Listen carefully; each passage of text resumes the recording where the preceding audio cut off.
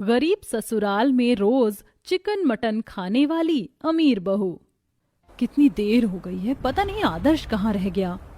तभी आदर्श आता हुआ बोलता है, चारू तो बड़े गुस्से में दिख रही है, लगता है ज्यादा ही लेट हो गया। तो आ ही गए जनाब।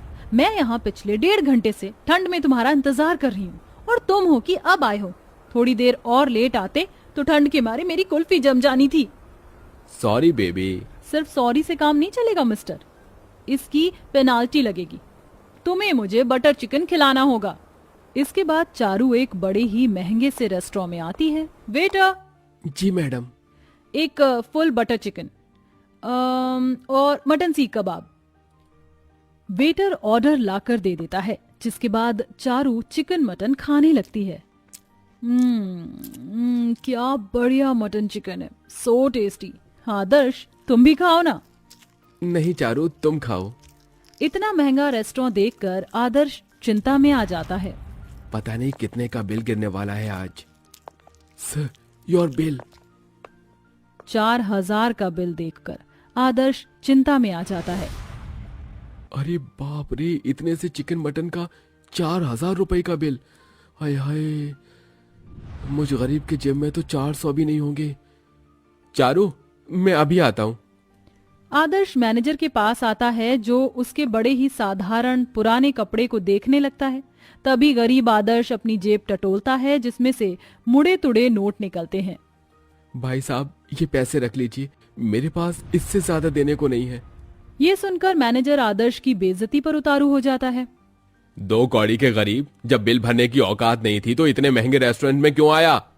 ऐसा कहते हुए मैनेजर गरीब आदर्श का गिरेबान पकड़ लेता है। तभी चारू आ जाती है।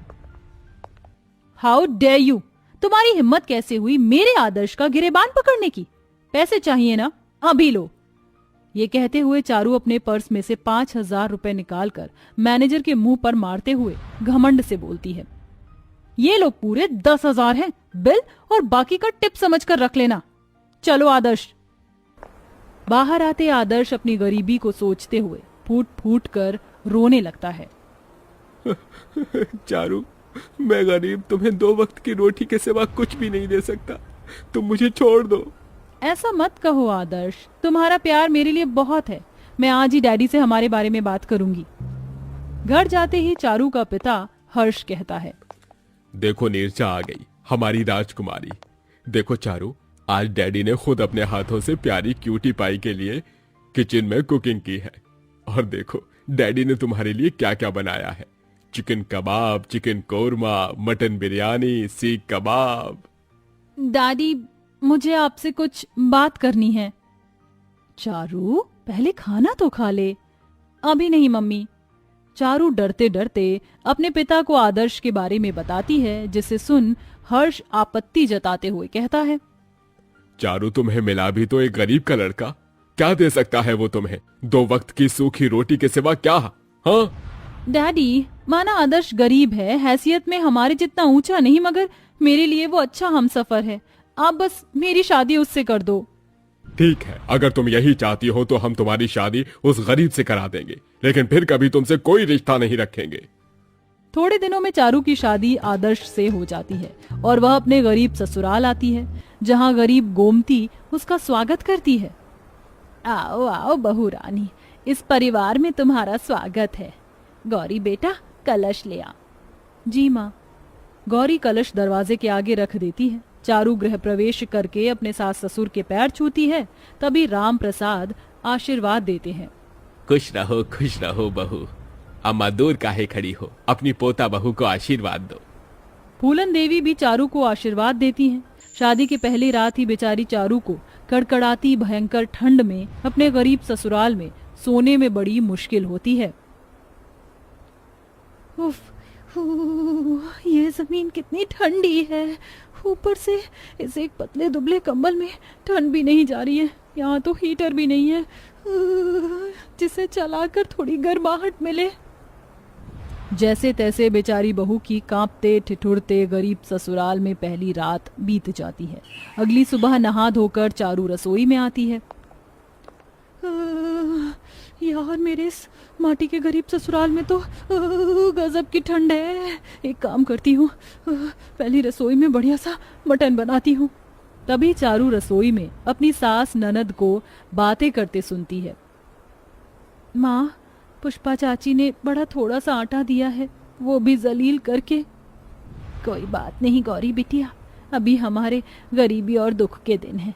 जैसे ही तेरे भाई आदर्श का काम लग जाएगा तो हम पड़ोसन का उधार दे देंगे। अभी घर में नई नवेली बहू आई है, वो भी क्या सोचेगी कि घर में राशन पानी भी नहीं है। इस आटे से थोड़ी सी पूरी कचौरी बन जाएगी और कोटे का चावल रखा है, मैं बहू को बोल दूंगी खीर पूरी बना देगी। अपने ससुराल की गरीबी देखकर बेचारी बहू मटन चिकन खाने का मन छोड़ देती है और मिट्टी के चूल्हे का धुआं झेलकर खाना बनाती है। पूरा परिवार एक साथ बैठकर खाते हैं तो बूढ़ी दादी फूलन रोते हुए बोली, आज कितने अरसे बाद हम गरीबों की थाली में रूखी सूखी रोटी नहीं बल्कि पूरी कचौड़ी मिली है। ऐसे ही दिन बीतता है। बेचारी चारू का हर दिन मटन चिकन खाने का मन करता, मगर वो अपने गरीब ससुराल के हालत देखकर मन मार लेती। फिर एक दिन वो बोली, माँ जी, मेरा चिकन मटन खाने का बहुत मन कर रहा है, 1 किलो मटन मंगवा लीजिए ना, हम मटन खाएंगे। बहू, इस ठंड के मौसम में हम गरीबों के लिए 2 वक्त की रोटी खाना ही बड़ा भारी पड़ता है। ऐसे में महंगे का मटन चिकन हम कहाँ से खरीद पाएंगे। ये सुनकर चारू चिढ़कर बोलती है, बस बहुत हुआ, 2 महीने हो गए मुझे शादी करके आए, एक दिन भी अपने घर में बिना चिकन मटन खाए नहीं रह पाती थी मैं। पिछले 2 महीने से मैं रूखी सूखी दाल रोटी खा रही हूँ। अरे नहीं बहू, तू तो ऐसे बोल रही है जैसे कि हम सब खुद रसमलाई खा रहे हैं और तुझे ही रूखी सूखी रोटी दे रहे हैं। थोड़ा तो विचार कर मन में। मुझे ये सब नहीं सुनना। अगर तुम सबके सब मुझे मटन चिकन नहीं खिला सकते तो मैं अपने मायके चली जाती हूँ। नहीं बहू, तुझे कहीं जाने की जरूरत नहीं है, मैं तुझे हर दिन मटन चिकन खिलाऊंगी। चारू कमरे में चली जाती है और गौरी बोलती है,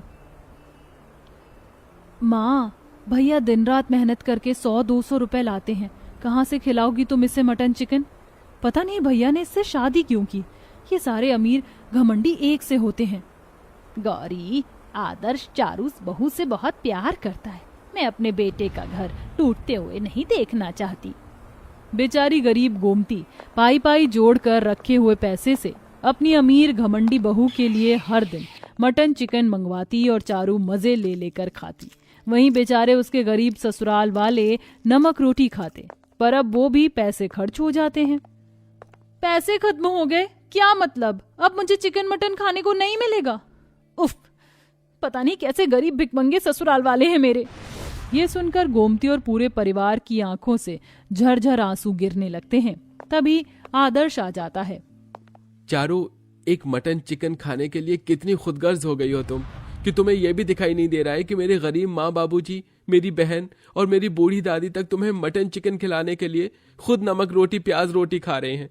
शादी से पहले तक तो तुमने बड़े बड़े वादे किए थे कि तुम रूखी सूखी रोटी खाकर रह लोगी। देखो आदर्श, तुम्हारे गरीब परिवार वालों को रूखा सूखा खाने की आदत है, पर मुझे मटन चिकन ही चाहिए। यू नो व्हाट आदर्श, मुझे तुम जैसे फटेहाल गरीब से शादी करनी ही नहीं चाहिए थी। Daddy was right. ये सुनकर आदर्श चारू को थप्पड़ मार देता है। ऐसे ही दिन बीतते हैं और आदर्श को तनख्वाह मिलती है। मुझे चारू पर हाथ नहीं उठाना चाहिए था, मुझे उसे मनाना होगा और मैं जानता हूं कि वो कैसे मानेगी। आदर्श चारू और सबको रेस्टोरेंट में लाता है। चारू, तुम्हें यहाँ का मटन चिकन पसंद है ना? ऑर्डर कर दो। माँ, बाबूजी, गौरी, दादी माँ, आप लोगों को जो खाना है मंगवा लीजिए। नहीं भैया, हमें कुछ भी नहीं खाना, यहाँ सब कुछ कितना महंगा है, बस पानी मंगवा लीजिए। गरीबी को देखते हुए आदर्श का पूरा परिवार सिर्फ पानी पीता है और चारू अपने लिए बहुत सारा चिकन मटन ऑर्डर करके अकेले खाती है। अगले दिन, माँ, मेरे पास बस ये 1500 रुपए बचे हैं, इसे महीने भर का राशन, दूध, पानी का खर्चा कैसे चलाओगी आप? मुझे चारू को उतने महंगे रेस्टोरेंट में नहीं लेकर जाना चाहिए था। आदर्श बेटा, बहू बड़े घर से है, वो अपना घर द्वार छोड़ कर आई है, उसे खुश रखना हमारा कर्तव्य है बेटा। दरवाजे की ओट से चारू अपनी सास की बात सुन लेती है और रोते हुए कहती है, माँ जी मुझे माफ कर दीजिए, मेरे लिए आदर्श ने अपने महीने भर की सैलरी खर्च कर दी। मैंने आप लोगों की गरीबी के लिए आपको कितना ताना दिया, जबकि ये जिंदगी तो मैंने खुद अपनी खुशी से चुनी थी। अब मैं मटन चिकन नहीं खाऊंगी, वादा। आखिर में चारू अपने गरीब ससुराल के हालातों को समझकर रोज मटन चिकन खाना छोड़ देती है, मगर गोमती महीने में एक बार अपनी अमीर बहू को मटन चिकन जरूर खिलाती है, क्योंकि एक दूसरे की खुशियों का ख्याल रखना ही तो परिवार के